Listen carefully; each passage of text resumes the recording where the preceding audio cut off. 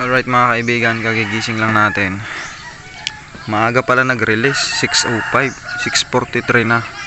Pero abot pa rin, nasa 7:30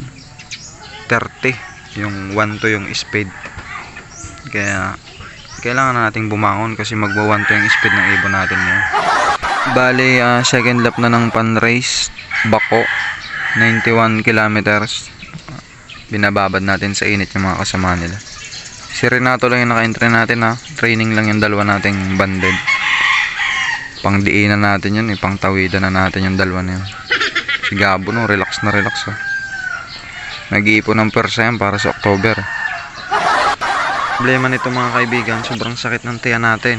Kapag sumaba yung dating ni Renato tapos pag CR ko, tapos ang kinabukasan. Kasi nga may problema ako sa pagdumi. Uminom tayo ng pang constipation, diba?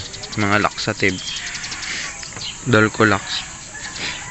Baka mamatay tayo ng maagay kapag hindi natin gagawin yun.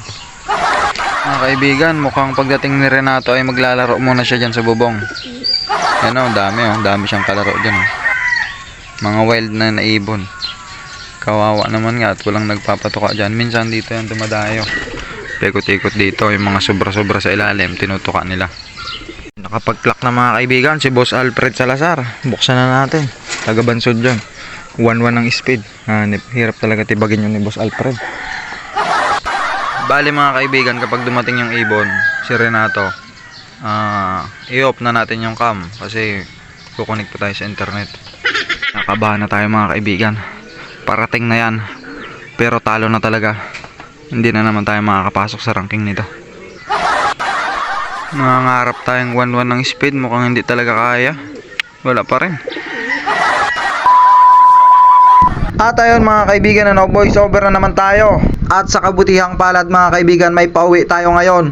At sa kasamaang palad, hindi si Renato ang umuwi mga kaibigan. Naunahan pa ng training. Seska is on the line.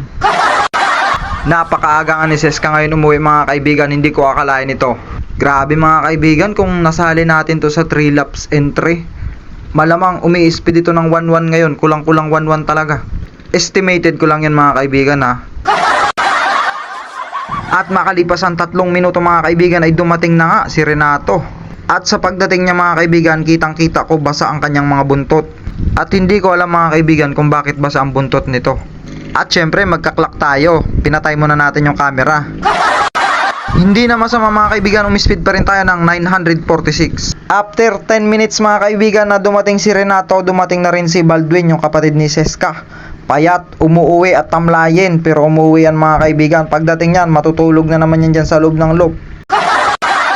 At ayun mga kaibigan, excited na akong magsimula ulit ang North Derby Race para matapos na itong problemang to.